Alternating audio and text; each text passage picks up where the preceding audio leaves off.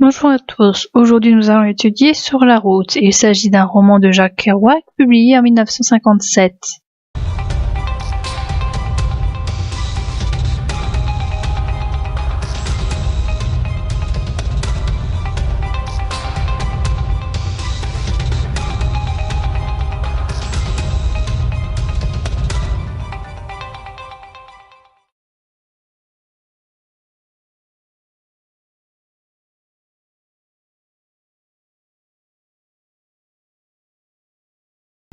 Durant l'hiver 1947, Sal Paradise apprend l'arrivée de Dean Moriarty à New York.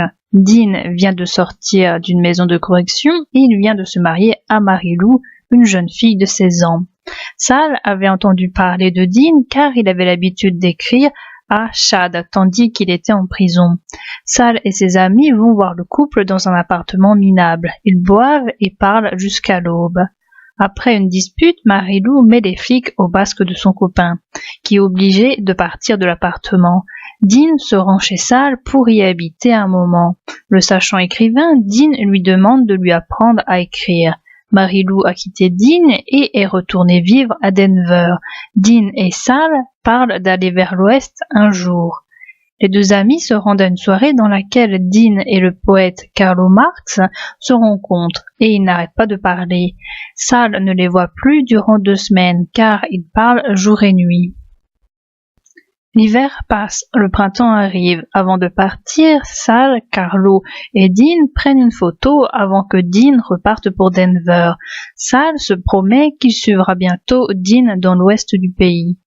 Au mois de juillet, Sal décide de se diriger vers l'ouest avec seulement $50 en poche. Pour ce faire, il décide d'emprunter la route 6. À 50 km de là, il se rend compte qu'il s'est trompé. Il est sous la pluie et il y a peu de voitures pour le prendre en autostop. Il décide de suivre les conseils d'un homme quant à son itinéraire. Il doit retourner à New York. Le lendemain, il prend un bus pour Chicago. Il s'arrête un jour et une nuit à Chicago. Il décide ensuite de prendre l'autobus pour l'Illinois. Il fait ensuite de l'autostop jusqu'à Davenport, où il voit le fleuve Mississippi pour la première fois. Sal décide de se rendre à une station-service en espérant qu'un camion le prenne.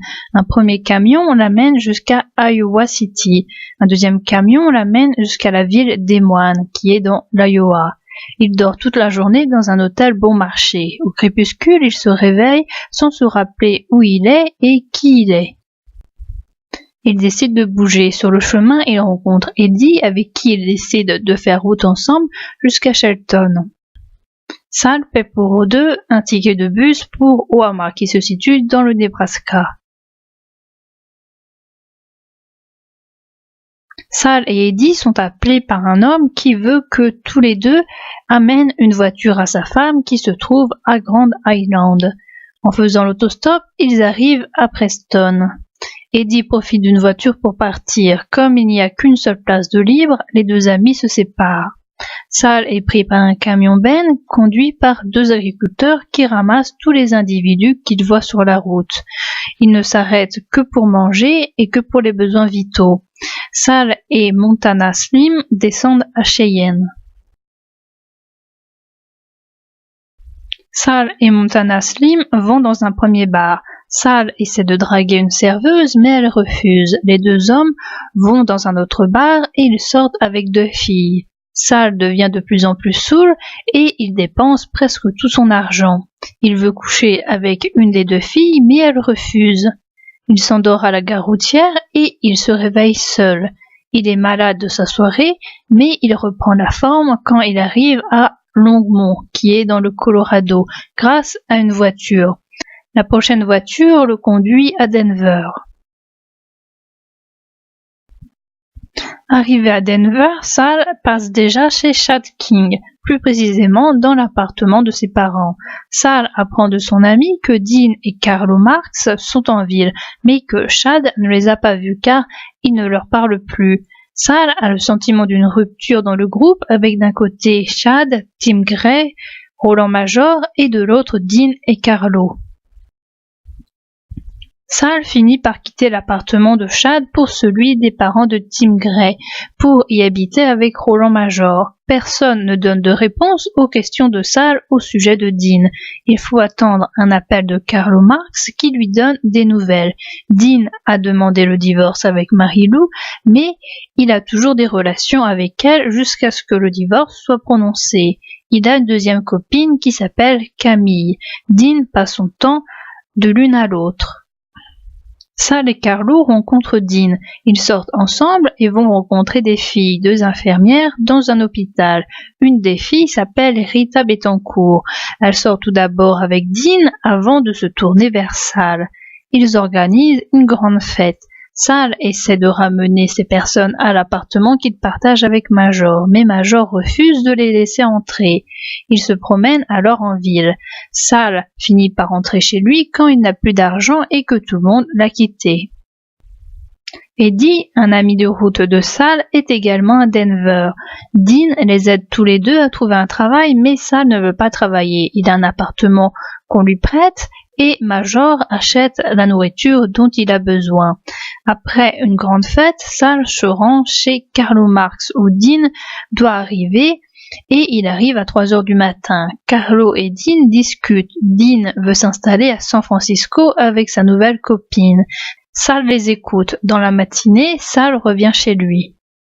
Sal, Major, les Rollins et Tim Gray font un voyage dans les montagnes vers Central City pour quelques jours. Ils squattent une vieille maison de mineurs où ils organisent une grande fête, mais qui prend fin quand les ouvriers placeurs de l'opéra arrivent et veulent les filles. Ils vont ensuite dans les bars, Rollins se bagarre 2 fois et insulte une serveuse. Ils sont finalement expulsés.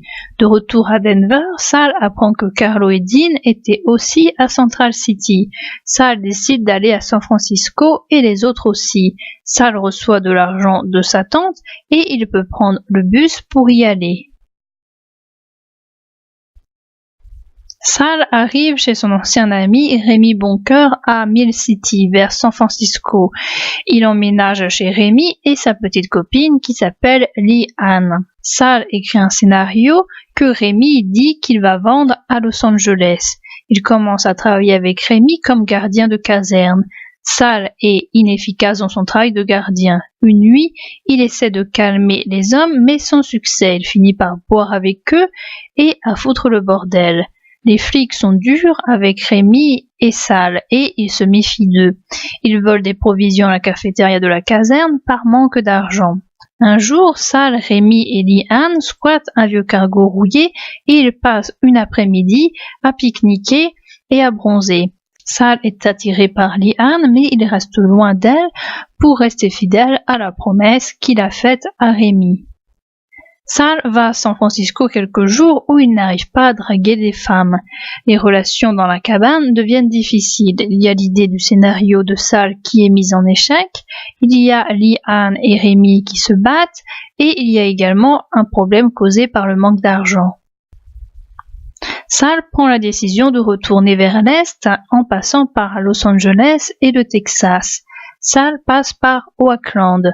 Il fait de l'autostop jusqu'à Bakersfield. Il prend le bus pour aller jusqu'à Los Angeles. Dans ce bus, il rencontre une Mexicaine qui s'appelle Terry. Les 2 jeunes gens décident de rester ensemble à Los Angeles.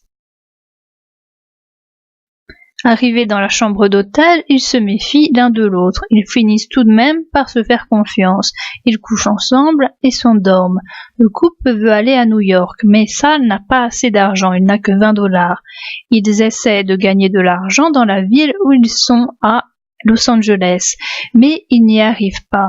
Ils se rendent à Bakersfield pour cueillir le raisin, mais sans succès non plus. Ils vont alors à Sabinal, qui est la ville natale de Terry, et où ils peuvent vivre dans le garage du frère de Terry. Sal fait la connaissance de Ricky, qui est le frère de Terry, de Ponzo, qui est leur ami, et de Johnny, qui est le fils de Terry et qui a 7 ans. Ils sortent tous boire ensemble avant que Terry, Sal et Johnny aillent dans un hôtel bon marché. Ils se persuadent que demain, les choses iront mieux. Le lendemain, Sal, Terry et Johnny cherchent du travail. Ils louent une tente pour $1 par jour. Pour gagner sa vie, Sal cueille du coton, mais il remarque qu'il est moins efficace que les autres ouvriers. Il gagne tout juste de quoi avoir le minimum vital. À cause du froid, Terry retourne dans sa famille et place Sal dans une grange et elle s'occupe de lui. Le désir d'aller vers l'est pour Sal remonte à la surface. Sal s'en va tout seul, laissant sa petite copine sur place. Il va à Los Angeles, puis il prend un bus pour Pittsburgh avec le reste de son argent.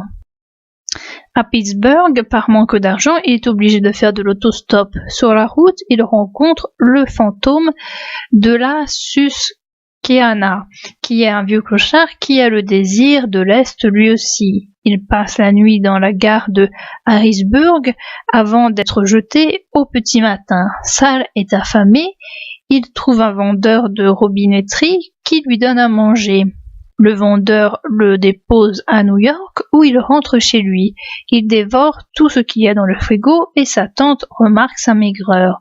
Sa tante lui confie que Dean est venu il y a 2 jours et qu'il est parti pour San Francisco où Camille vient d'avoir un appartement.